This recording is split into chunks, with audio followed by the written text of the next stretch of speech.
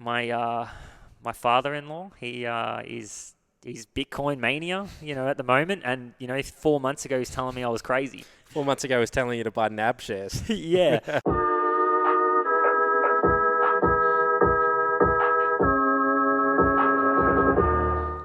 Welcome back, lads. We're officially back after lockdown. It was a very frustrating time. The fact that, I really didn't want to shoot online, even though at some point it's going to be inevitable. I'd just much rather doing this in person. But we're here for couch sessions. So I think we've only released one of these so far. We stuffed one up. Reese stuffed one up. But so this is couch sessions, and basically what we're doing on this episode is we're just talking about anything that's relevant. So rather than honing in on one of our three pillars, business, wealth, or character, we're kind of just going what's happening at the moment in the world and having an open-ended conversation around it. For those of you who can't see, it's actually we've got our newest co-host with us, who is Noah. It's my pet Moodle. So he'll have some, he's got a lot of insight that he can bring to the table. He's been in the world, he's wise, he's been in the world a long place. But couch sessions. He's been in the world a long place. What? A long time. A long time. Okay. It's been a good start. It's been a good start. It's been a long time since we've been here. Yeah. It's been a long time between innings. We've forgotten how to talk. Jesus. Okay, couch sessions. Now, something that I think, obviously the topic of the month has been the Paul brothers. Whether you've been following it or not, I think you've probably been seeing it. And on the weekend, Logan Paul fought Floyd Mayweather. And to be fair, I watched the replay of the fight. I didn't actually watch it. It was a Monday.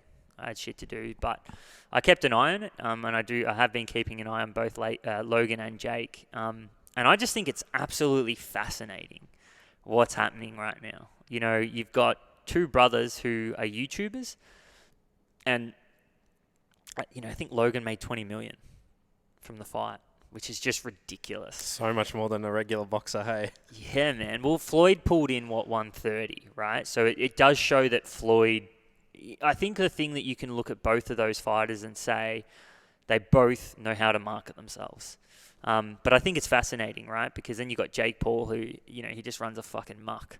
He's always bagging someone, calling someone out. But and he's ruthless on it too, man. Like he doesn't just take little subtle digs. He's just like personal, very But this is the thing, right? And I posted about this on my social media. I remember 2 months ago, I remember sitting there and going, "Fuck this guy." What a wanker. I don't like him. Fuck this. But now I'm like, man, I respect the hell out of this guy. Well, it's not about whether you respect him or not. He knows how to market.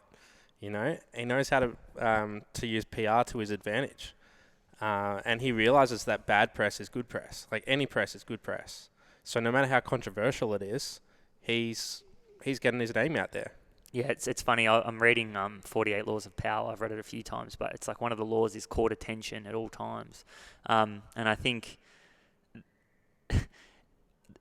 I was reading that as all this was happening, and I'm like, far out. If the reality is Logan and Jake Paul are just leveraging any type of attention to make an absolute quid. Well, you look, man. Logan. I don't know if you didn't watch the fight, you may not have caught it, but he walked out with a limited edition Charizard around his neck, and it had diamonds around the casing and shit. As it stands, that card's apparently $150,000 card because it's limited edition. But just because he wore it to the Floyd Mayweather fight, it's now $1 million card. There are already people trying to buy it. A Pokemon card. A card, bro. And you can't tell me that wasn't strategical. I've got this rare card. Let me make it more rare by just going to give it more status. Smart as. But they're doing nothing different to what musicians and movie stars have done throughout all of their careers, because they understand that in order to continue to pull in as much money as they do, they have to stay relevant, which is why they bring out a new album, why they bring out a new movie. They always have to be in the public's eye. Otherwise, people forget about them, and then they're not as marketable. I think people forget that this is a business for them. Yeah, and I really do. I got a lot of comments of people saying, yeah, well, where's the integrity, you know? And, they're probably stand-up people outside of. That's the what thing they that do. I wanted to. That's the thing. Like Yeah. for me, it's like there's such a big assumption out there that they're not, and I had a few people reach out, and I can understand where they're coming from, because I probably would have said the same thing maybe 2 months ago, but I think the thing about it is that we don't know, you know, That's it. and I think We that's never will know unless you know them personally. yeah, and Well, that's you look a very good example, man. Is Jake Paul? He's the psycho one, yeah. Yeah. mate, I think they're both psycho. He's the loose Jake's cannon. the loose yeah, cannon, Jake's though, the loose yeah. cannon. So Jake actually just did a thing like at a press conference, like it was the other day, where he was pretty much campaigning saying that all the fighters get paid fuck all, and that Dana White? Yeah, Yeah. Dana White's just making bank, and that they all need to be paid more. And he's like, they're in there risking their lives. They're in there doing the entertainment. And It's true. It's the biggest sport that the owners of the company make more. It's like the percentage is the biggest swing compared to the athlete versus the owners. Well, that's of the the company. difference between the two, though. Is Jake is a business person, he's an entrepreneur on his own right, whereas these fighters, they're just employees. That's all they are. Yeah.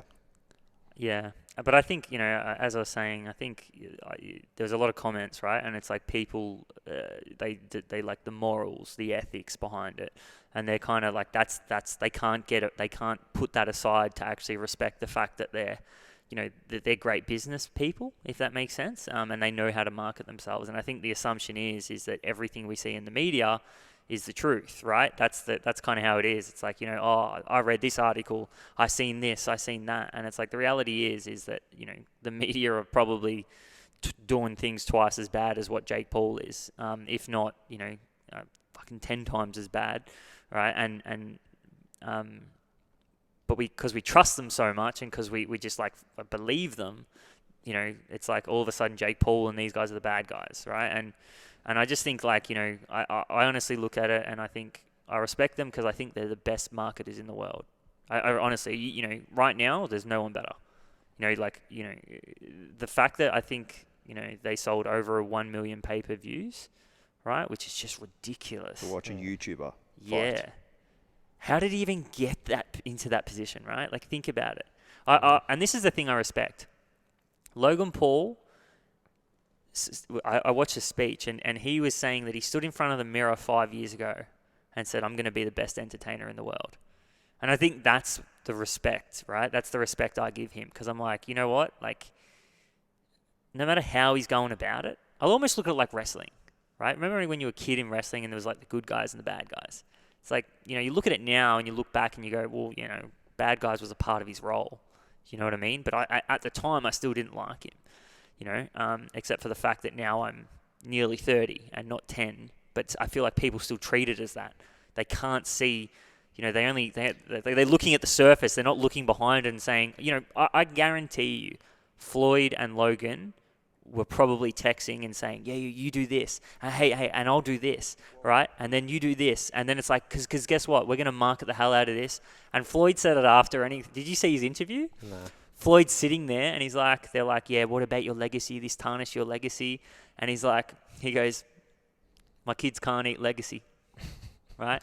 And he goes, I don't care. He goes, you know, anyone who says that, look at my house. Mm-hmm. What house are you living in? Like, he's kind of just like going all out. I reckon it's a bit of tall poppy syndrome. Like, people say those sort of things. Like, they'll say that these people, like, aren't good people and all that sort of thing. But I guarantee you, if they could swap themselves into that life where they're earning that much money, they'll do exactly what those guys are doing. Yeah. Dave Portnoy, the owner of Barstool, he's got a lot to do with the whole, you know, Logan Paul, all the Paul brothers, right? He's got a lot to do with them. But he actually said it's interesting when you're like kind of fly on the wall in these situations. He goes, it's hard to tell when they're acting, when they're actually having beef. He said because lots of it's all fabricated. Like a lot of it is fabricated. And you're 100% right where people are sitting there going like, yeah, you do this, you do that. It's going to be good for marketing, right? But I think it's one thing it's very important to actually note as well. A lot of people have forgotten about Logan Paul's history. And this dude's rebuilt himself very, very big, because a little bit of a snapshot on it, man. Like, he used to just be a YouTuber, right? He's now much more than that, but he made a very bad decision in his YouTube career, did something real stupid, and it pretty much got him banned off YouTube. And he got a lot of hate for it. Yeah. Don't know how many years ago this was, but a few years back. And he disappeared for a few months. Came back, apology video, and then it was like direction change. I think that's the thing that people struggle with in this situation, right? I think the whole thing around it is that, you know, like he made a fucking big mistake. Yeah, like a huge one. Have you heard about this? So he went to like, I think it's in Japan, and it's a forest where people go to commit suicide. Yeah. And he went there and took a video of someone actually hanging. Really? But he was and put it laughing. online. But he was laughing. And he come back and said, like, I just didn't know how to react. But he still uploaded the video, right? Well, this is something I question because they created videos every single day for like 300 days. 2 years or some shit. Hey, yeah. Sorry. Yeah, it was like 3 years. Jake Paul's... This is the thing. I watched him on I Am Athlete, right? And anyone who wants to get another side of him, he's still very aggressive in that. And like, but he says, like, you actually learn to respect him for his work ethic. And I think that's the thing that I do respect. Yeah, if in order for them to put out a video every single day like that, that is a lot of work. Like, that's hard work. It's like 800 days or something, man. And because they're always on camera, they're portraying this person to who they are. They want to be that entertainer and that sort of thing. After a while, it'd be hard to distinguish between that person and then the person you are outside of that. They would cross-populate. They would 100%. Yeah. It's like acting, right? You know, what's it called? Method acting. Yeah, or something like It's that. method acting. It's like what happened to Heath Ledger. Yeah. You know, he was playing the Joker and he was a method actor for so long that when he stopped that role, he was a bit fucking loopy and, didn't know how to detach. Yeah, 100%. But that you could 100% see that happening with these guys. Like, they've got to be on 100% of the time. Which is probably why they've got into boxing, because it's something away from the cameras all the time, and it's a way for them to sort of take out those frustrations. No way. They got into boxing for money, bro. It's Well, marketing. It's yeah. marketing 101. If you Bro, look at Jake actually looks like he can box. But they wouldn't have got into dude. it. They wouldn't have got into it straight away for the money. They wouldn't have been no. making money from it straight away. No. 100% they would have. No. Because you got to train. Big YouTuber goes, hey, I'm going to do a fight. Man, like, you use a perfect example, right? You had Tim Hanley on like a few weeks ago. They did a star fight, right? Yeah, but Tim's been boxing for years. Yeah, you know? but I guarantee you half the dudes that were in that exhibition weren't. They trained for that because it was to be paid of like see your favorite reality TV stars fight. But that's just Yeah, but I think the difference is this is Logan Paul. Yeah, that's like the people who run those and not Logan Paul. They're other companies who bring these guys in. Yeah, so I think like, I mean, I don't know, but I would assume that they were doing boxing and then they just connected the dots, right? It's like, you know, I can bring a crowd. That means money. Yeah, these fighters get underpaid. Hey, you want a payday? You know what I mean? And like that's what that, you know, Jake Paul, like, you know, he called out Conor McGregor and went hard at Conor, and Conor held off, which I'm actually quite happy about. Like, I think that Conor doesn't need to go there. Like, he's a billionaire now. You can't understate the fact that Logan Paul got in the ring with Floyd Mayweather, and he didn't get knocked out. Floyd probably got told don't knock him out. Yeah, like fair chance. Just the fact that he's a kid who now he's obviously famous for his YouTube career and that sort of thing. Now he's getting himself in the ring with arguably the greatest boxer of all time. I think, you know, and this is kind of how I look at it, right, is I reckon we've seen the real Logan Paul directly after the fight. And that was when he was crying and he was thankful. He turned around and said to Floyd, he goes, "You're the greatest." He goes, "It's an honor." You know, he wasn't saying those things before, but I think the real Logan Paul came out after the fight. And I get this feeling that in 20 years' time, there'll be a documentary and you'll get a real insight into who this guy is. And they're probably filming it right now. And like anyone great, man, you always got to fly too close to the sun. Yeah, like that's the reality if you want to be the best at something. You know, like Michael Jordan, guess what? If there was something sitting in between him and where he wanted to be, he burns you and he does whatever. Like, he didn't care. You know, all the best have that killer instinct in them. And I think it's wrong or it's naive, more important, like it's probably more naive to actually think that that's not what's going on here. You know, that these guys are genuinely just bad people. They're idiots, like, you know, and that's what they are. Like, the reality is, I think if you can't see through that, my opinion is, you know, you will look back in 20 years and there'll be a documentary about this guy and there'll just be another side that you don't see. And I reckon we've seen it directly after the fight. because I think, you know, he was crying and he was very grateful, and that's something that you just haven't seen from this person before. We haven't seen that side to Michael Jordan yet either. Yeah, I don't think you ever will. To be fair, though, in his doco, there were a few points where he was like, you could see, like, when they were telling him, like, this person thought this about you. This person really didn't like you. Like, how did it make you feel? You could see that it was like, yeah, fuck, it hit him. You could see that there was emotion there. That was, he had attachment to, like, what people actually thought of him. But he still obviously ain't regretting what he's done. But I think it has gravity. Well, he sort of stayed out of the spotlight for quite a long time now, hasn't he? Yeah.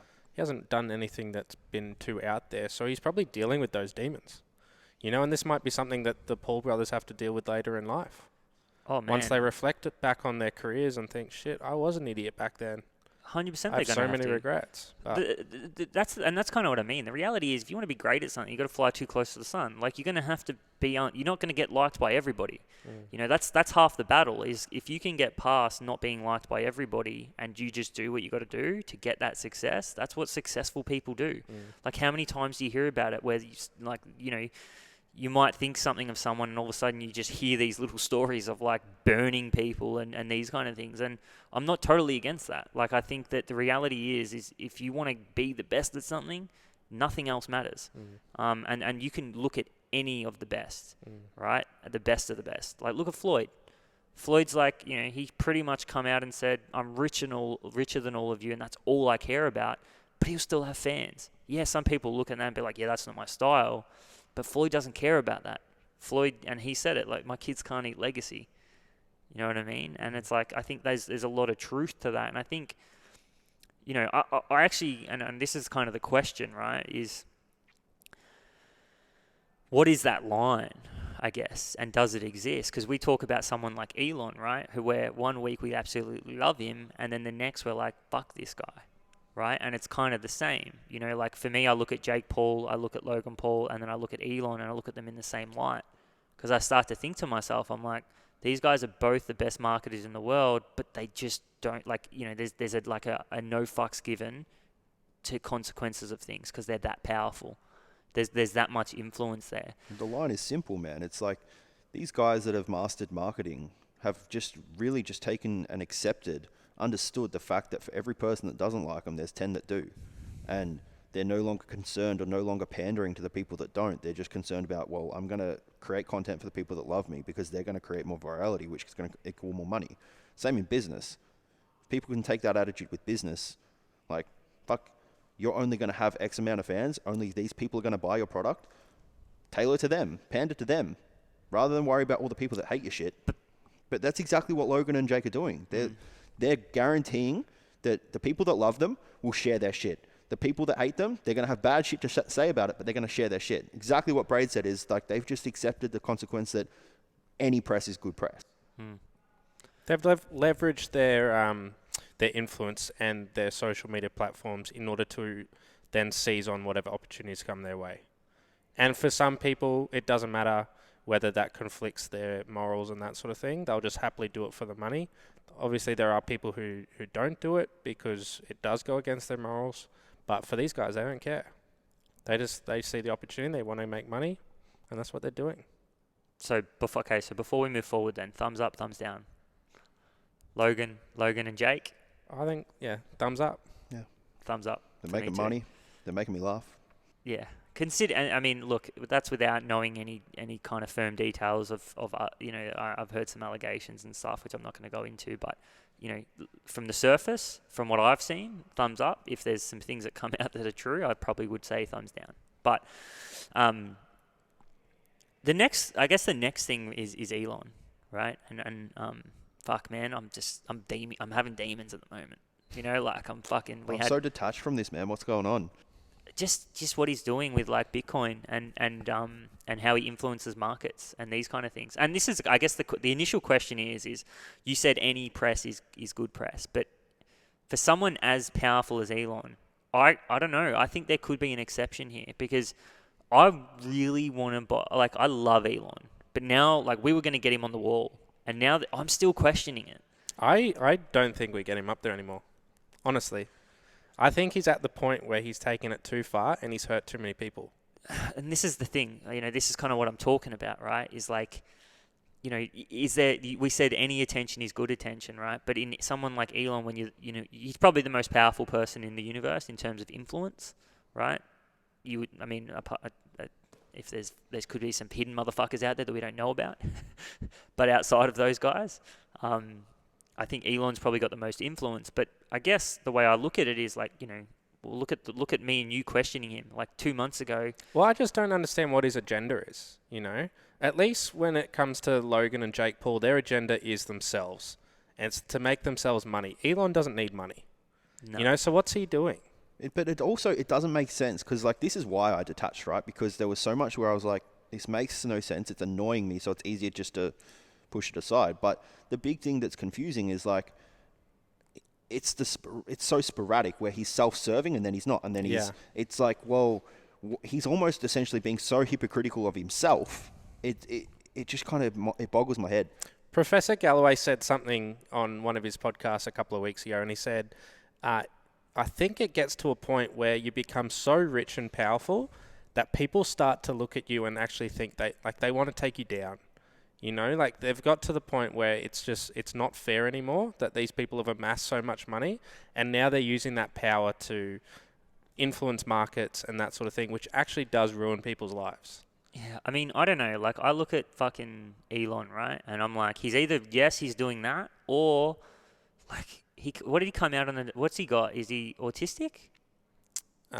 Definitely on the spectrum. Asperger's. Yeah. He come out and said Asperger's. Like, it's either, he's influencing this and all this, or he's just this guy who's emotionless, who's not, like, he might be intelligent, but he doesn't have that emotion intelligence. But, okay, well, here's a controversial fucking sentence. Strap in. If someone's openly admitted that they don't have the emotional intelligence to understand the gravity of their decisions, why is he still allowed to have the fucking platform to put them out?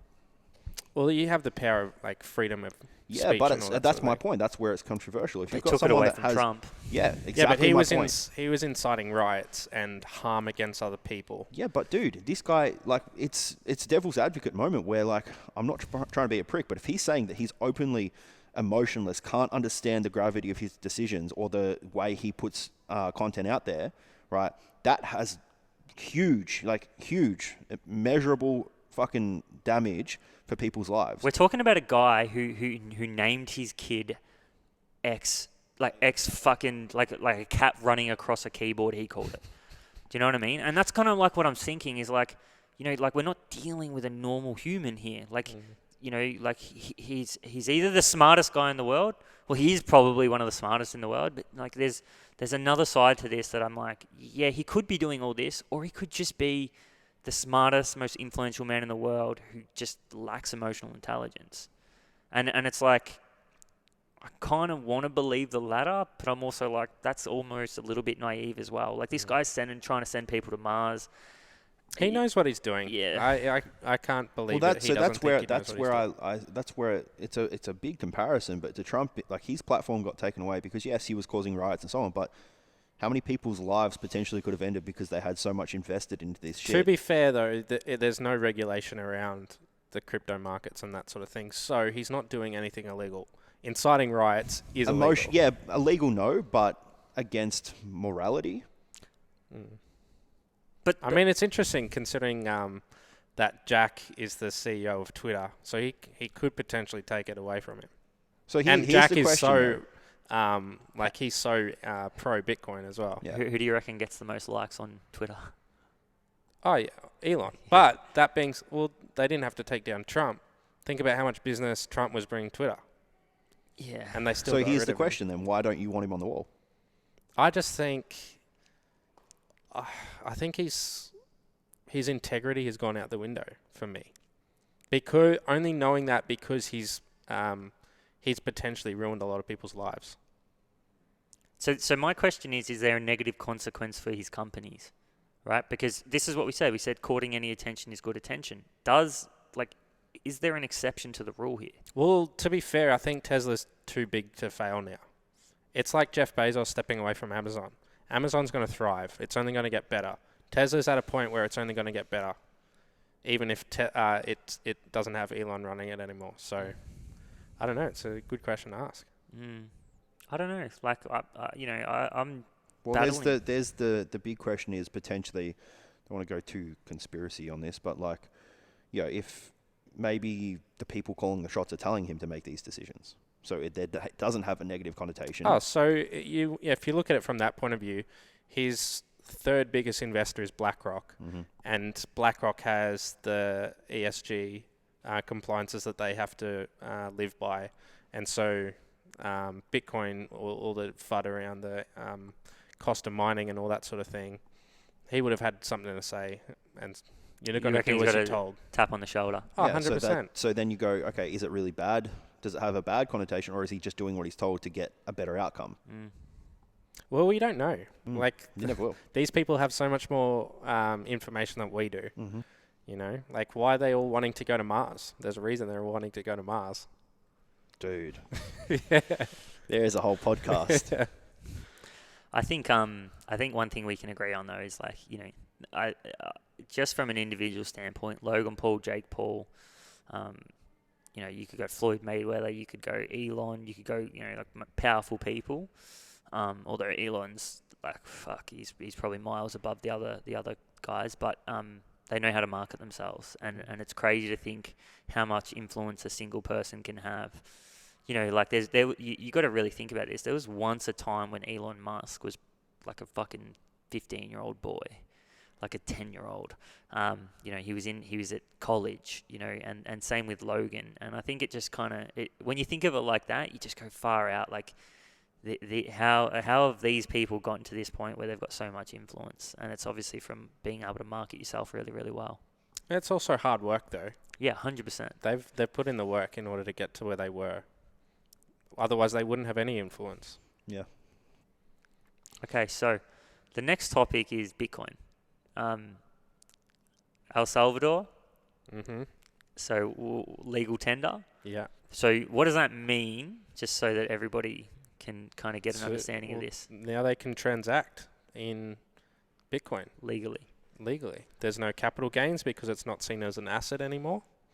It's seen as legal tender, which now also has a lot of repercussions for the US because the US is the world currency, and ideally you should be able to transact in whatever legal tender is from just about every country in the world.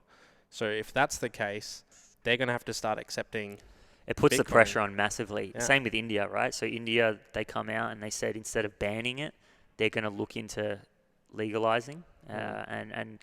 What it starts to do is because the reality is it's because these countries are poor countries. There's an opportunity in front of you to start to climb in power and to be able to build wealth as an individual. You're going to take it. So there's no reason why a country wouldn't take it. If it's sitting in front of you, to start to shift that narrative. And the more and more that these things start to happen, that's where it puts more and more pressure because, in an equal playing field, US has competitive advantage, right? But the more and more, the US basically will eventually have to actually do the exact same thing to keep their competitive advantage. Otherwise, they start to fall down the tree, it's so interesting. It's so interesting. What does that mean for Bitcoin? It means it's going to go up. That's what it means. But I think, we've talked about this more before. so, not so much on what it mean as far as price, but what does it mean in the transition of the adoption of Bitcoin? Like, how does that escalate the adoption, or how does that bring forward the worldwide adoption? I think it'll all happen quickly.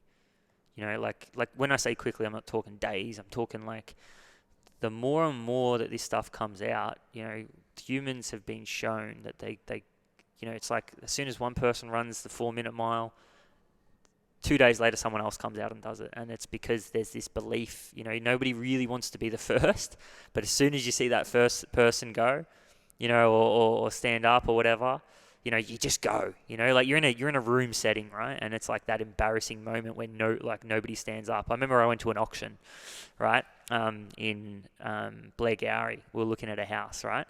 And it was like there's 100 people there, and they go, all right, first off, blah blah blah. No, crickets. Called again, crickets. Called again, crickets. And then he put in the auctioneer's bid to start it off. And then someone went, and then it was just boom, boom, boom, boom. And I think it's like that. I think... Well, it pretty much has. I think just about every South American nation's come out saying that they're going to look at making it legal tender. And Tonga's now come out saying they're going to make it legal tender. So this is just the start of the snowball, really. Yeah, and I mean, you can... I mean, this is an assumption, so I don't take this as gospel. But you could make an assumption that there's a lot of shit going on right now from a public company standpoint. If countries are thinking about it, 100% companies are, right? That's the reality, because, you know, you can read between the lines, you know. Well, I think Raul Paul always says there's a wall of money coming, because the thing that people don't understand is that when it comes to these sort of things, for a hedge fund and that sort of thing, or even a country to get this underway, they have to propose it to the board members and they have to write it into their investment strategy and all that sort of thing before they can actually do all of this. And before they can do all that, they have to draft it all, and they have to have meetings, and these sort of things take time. So it could be 6 months, it could be 12 months, it could be 2-3 years before it gets written into the way that they do these things. But once they do, there's no stopping them from coming. Yeah, exactly. And the way that technology works is these things grow exponentially.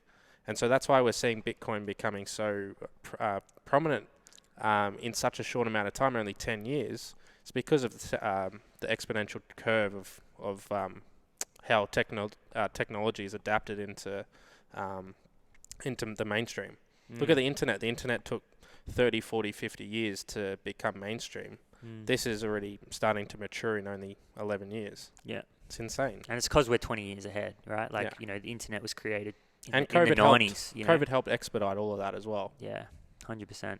I think the interesting thing here is, like, I think what you're seeing with El Salvador, I think we kind of talked about it previously, but I think it's a great representation of how the technology of Bitcoin can just be so amazing for the world, right? To closing that wealth gap, right? Because it gives the opportunity to the, you know, people out there that may not have, or, you know, that probably, you know, have less fortunate circumstances, you know, like born into the world in a less fortunate country. You don't get to choose where you're born. I think El Salvador, I think it was like 70% is underbanked as well. So this allows people who don't have a bank account over there to actually help themselves get ahead.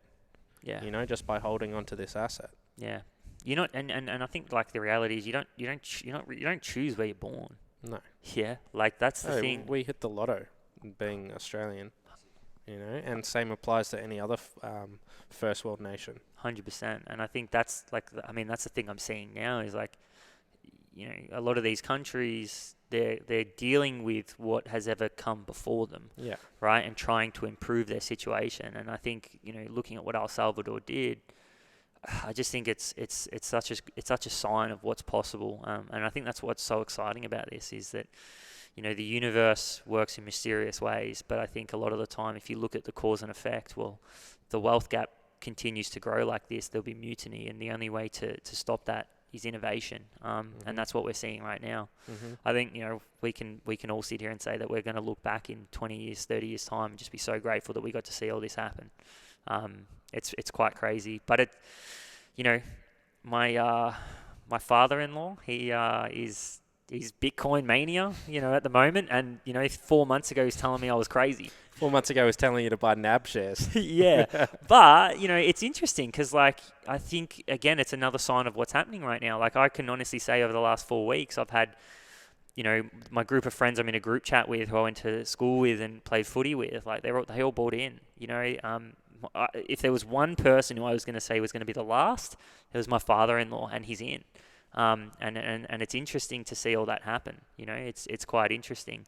I think it's a great overlook of what's actually happening across the board. Is that this big dip that's come? It was just a great time for everybody to get in, and it was a necessity for people to get in to continue the innovation. Now, I don't understand the logistics of it, but you can read between the lines here and say that I just think the network is getting bigger, you know, and that's a sign to come. So it's a crazy world we live in at the moment.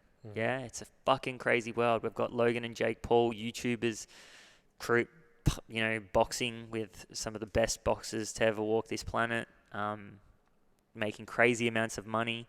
You know, Elon Musk is doing Elon Musk things. Twitter influencing markets ridiculously, trying to send people to Mars. And then you've got Bitcoin, which is a financial revolution at the moment. But I think, yeah, it's just an amazing time.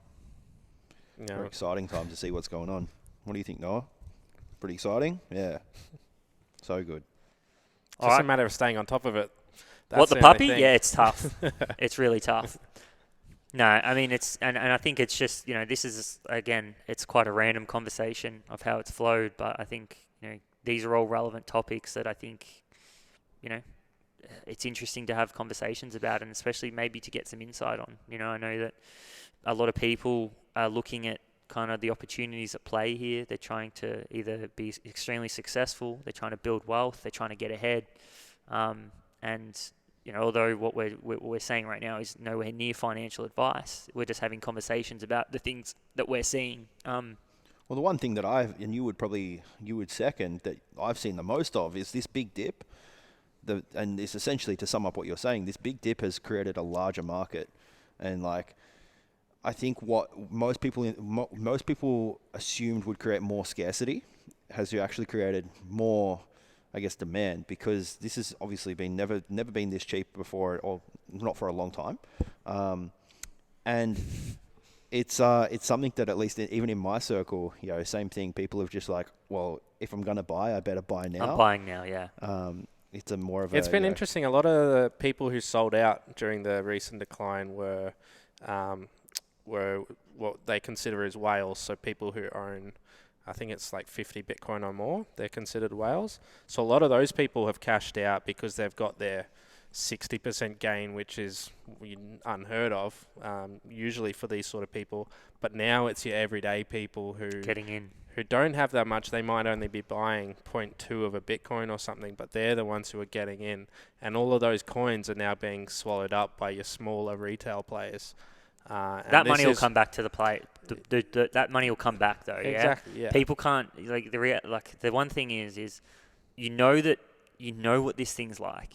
It's a rocket ship, whichever way it goes, right? It's either fucking heading for a crash landing, or it's going to the moon. That's it. Right? But the one thing you know is, if we can guarantee the network's bigger, right? Because we're seeing it. We're actually seeing this, every single one of us. The people that were skeptical previously understand subconsciously that this could be the biggest opportunity ever, and they're in.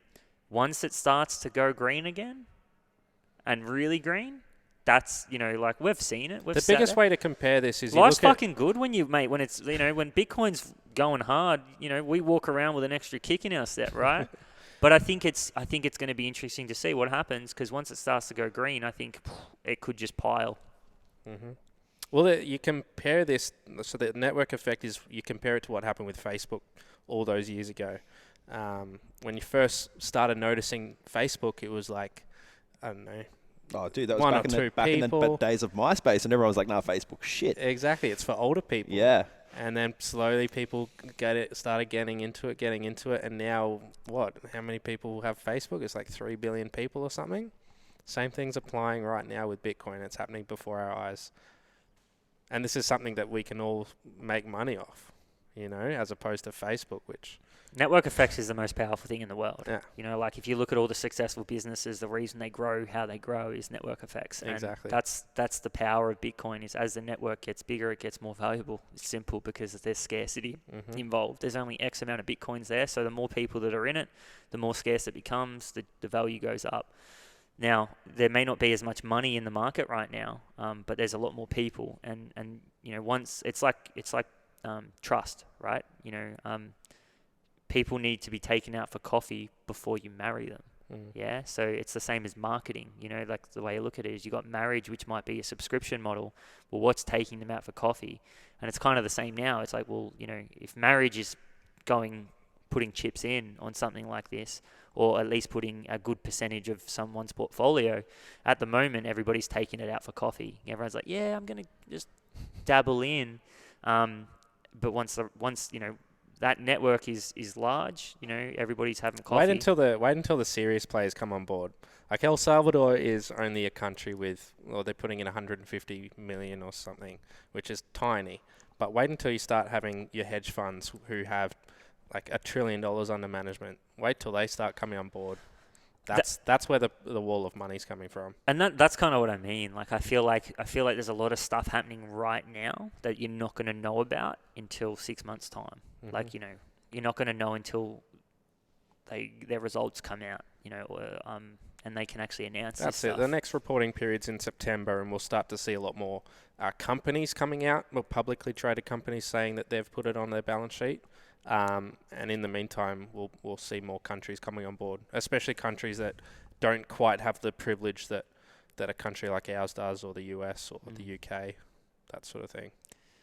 All right. Interesting times. Couch sessions. If you guys enjoyed the episode, just make sure that you subscribe so that we can continue to have these conversations. There's been a lot of support at the moment around the podcast, which has been amazing. So to everyone out there listening, subscribing, sharing, commenting, liking, doing all those things, a massive, massive thanks. We're super grateful that we get to do this. It's quite bizarre when you think about it. Just kind of, these are conversations that we would probably have around a table having a coffee, but we get to have it, and hopefully you guys are getting insight from it, because that's what we're trying to do. So a big thanks. We're back in action now. So as of be out of lockdown. Yeah, we're out of lockdown. We kind of wanted to do some Zooms, but we opted against it. We almost dove in and did one, but we opted against it, and luckily, because we're out now. But the whole reason we came in here, though, was so we could actually get some photos of Braden in his shorts again, but a bit disappointed he's in some jeans. Oi, don't worry, the kid, he's ready. Big Bird. Too cold for that. He came in ready. Mate, we just need a bit of a flash up on the screen of Braden as Big Bird. But as I was saying, big thank you to you guys for supporting the podcast. There's a reason why your legs aren't on show, mate. Well, let's not go there. That's for another day. I've got massive calves, I do. Who says? Huh? Who says? That's what he tells himself every morning when he looks in the mirror. Don't act like you guys know. I've been wearing pants for 6 years. I've got massive calves. Oh, just keep them hidden. But yes, thank you guys, and it's good to be back. Absolutely. It's great to be back. So a lot of episodes coming. Investors podcast, couch sessions. We've got a lot of really cool guests coming up. We've got a big month which is coming in August. We're pushing it back to now just because of the lockdown, but a heap coming. So as I said, big thanks to everyone for the support. Ciao. Cheers. See ya.